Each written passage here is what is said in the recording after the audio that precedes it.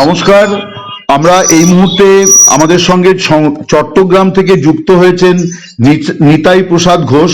তিনি একজন বিশিষ্ট আইনজীবী এবং চিন্ময় কৃষ্ণ দাস যে হিন্দু সাধুকে গ্রেপ্তার করা নিয়ে বাংলাদেশে তুমুল বিতর্ক চলছে, হিন্দুদের উপর নিপীড়ন নির্যাতনের অভিযোগ উঠছে।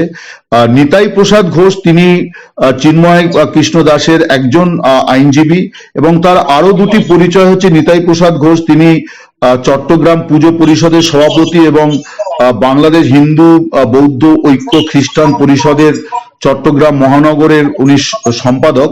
তো আমরা আজকে ওনার সঙ্গে কথা বলবো এই বিষয়টা নিয়ে যে চিন্ময় কৃষ্ণের আইনজীবীদের প্রায় ৬০-৬৫ জন আইনজীবীর বিরুদ্ধেও কিন্তু একটা মামলা হয়েছিল, যেখানে তারা এর আগে দুটি শুনানিতে আদালতে হাজির হতে পারেননি।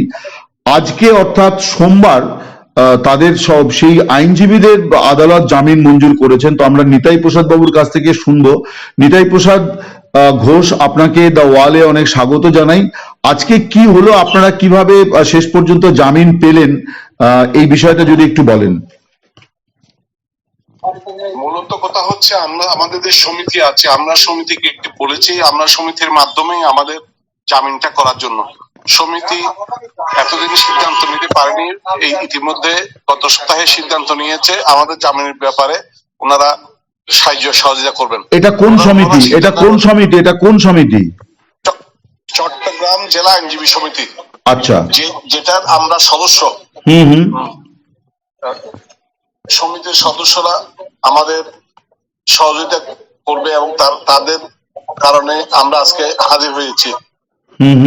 আজকে হাজির হওয়াতে ঢাকা থেকে সুপ্রিম কোর্টের সিনিয়র আইনজীবী গণফোরামের সাধারণ সম্পাদক অ্যাডভোকেট সুব্রত চৌধুরী আসছেন এবং হিন্দু বৌদ্ধ খ্রিস্টান ফ্রন্টের আইনজীবী শাখার দুইজন লয়ার ঢাকা থেকে আসছেন আমাদের জন্য। এরা দুইজন বিএনপির ফ্রন্টের এই সদস্য, এরা আসছিল।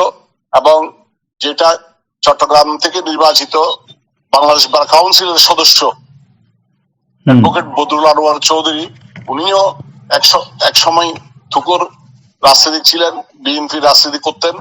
এবং প্রাক্তন সেক্রেটারি লিগ্যাল এইডের রেজাউল করিম চৌধুরী মহোদয় ছিলেন এবং অ্যাডভোকেট সিনিয়র আইনজীবী অ্যাডভোকেট আনোয়ার ইসলাম ছিলেন এবং অ্যাডভোকেট হুমায়ুন আক্তার ছিলেন, অ্যাডভোকেট শঙ্কর প্রসাদ দে ছিলেন সহ আরো অনেক লয়ার আমাদের পক্ষে আজকে দাঁড়িয়েছে।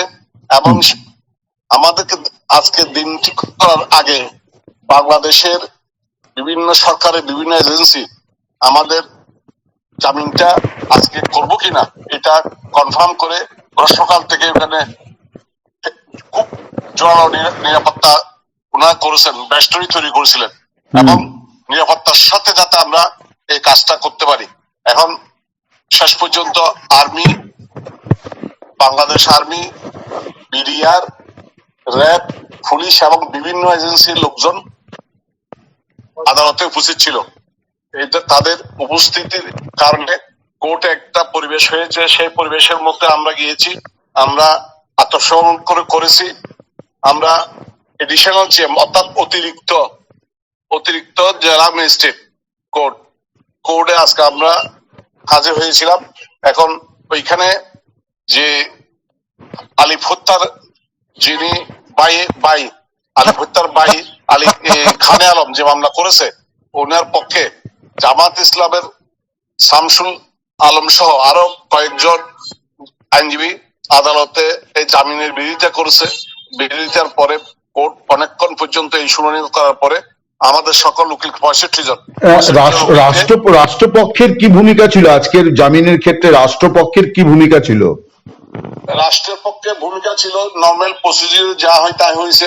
তবে এখানে যেহেতু দুই পক্ষের অনেক লয়ার ছিল, লয়ার শুনানিতে আদালত অনেকটা নির্ভরশীল হয়েছিল এবং ওইটা রাষ্ট্রপক্ষ কি আপনাদের জামিনের বিরোধিতা করেছে না সমর্থন করেছে?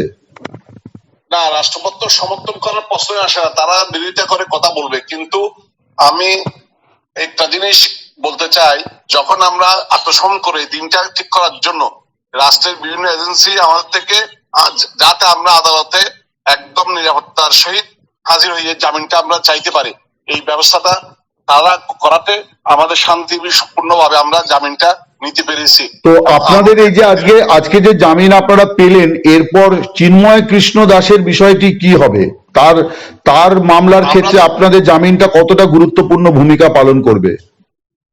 আমাদের গুরুত্বপূর্ণ ভূমিকা অবশ্যই পালন করার মতো, তবে বাস্তবতা হচ্ছে যেহেতু চিন্ময় কৃষ্ণ প্রভুর জামিন চট্টগ্রামের জজ আদালত থেকে, দায়রা জজ আদালত থেকে খারিজ হয়েছে, ওই সব কাগজপত্র হাইকোর্টের লয়ারে নিয়ে গেছে।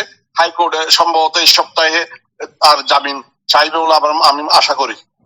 আচ্ছা, তো মানে আপনারা এখন তার মানে অবাধে আদালতে আপনারা উপস্থিত হতে পারবেন, এটা বোঝা গেল।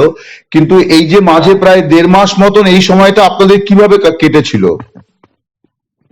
1.5 মাসের মধ্যে যে ডিসেম্বর মাস, সেটা আমাদের উইন্টার ভ্যাকেশন ছিল পুরো ডিসেম্বর। সেজন্য আমাদের লয়ারদের কাজ ছিল হালকা, এবং জানুয়ারি 1 তারিখে আমাদের ফুল আবার কোর্ট শুরু হয়েছে ফুল ইয়েতে। সেই অবস্থায় আমরা যতক্ষণ পর্যন্ত জামিন হচ্ছি না ততক্ষণ পর্যন্ত আমার তো আতঙ্ক ছিল, এবং সবকিছু একদম আতঙ্কের মধ্যে আমরা ছিলাম সবাই। এখন যখন আমরা জামিন নিয়ে নিছি আজকে থেকে ফ্রি, এবং এতদিন এইটা যদি আরো বিলম্বিত হতো হয়তো আমাদের জন্য বেশি ক্ষতিগ্রস্ত হতাম আমরা। আপনাদের কি আত্মগোপনে থাকতে হয়েছিল? যেদিন মামলা হওয়ার পর থেকেই, আমাদের বিরুদ্ধে মামলা হওয়ার পর থেকে আমরা আত্মগোপনে যাইনি। বিশেষ করে আইনজীবীরা এখানে ঢাকা থেকে এই মুক্তিযোদ্ধা উপদেষ্টা, যিনি ওই আমাদের চট্টগ্রামের কৃতি সন্তান বীর মুক্তিযোদ্ধা ফারুকী আজম বীর প্রতীক, উনি চট্টগ্রামে প্রধান উপদেষ্টার অ্যাসাইনমেন্টে তিনি এসেছিলেন। এখানে চাকরি হাউসে বৈঠক করেছেন আমাদের সাথে বলতে গেলে বাংলাদেশ হিন্দু বৌদ্ধ খ্রিস্টান ঐক্য পরিষদে বসছিল। উনি বিষয়টা জেনেছেন, আমরা ওনাকে বলেছি, এবং সেই দিনেই তিনি প্রশাসনিক ইয়েতে উনি বলে গেছেন যাতে আইনজীবীরা কোনো হয়রানি না হয় মতো। সেই সুবাদে আমরা তবে কোন রকমের হয়রানির শিকার হইনি, এবং আজকে আরো ফ্রি হয়ে গেলাম। আপনাকে অনেক ধন্যবাদ আমাদের সঙ্গে কথা বলার জন্য। আপনি ভালো থাকুন। নমস্কার। আপনাকে ধন্যবাদ দাদা।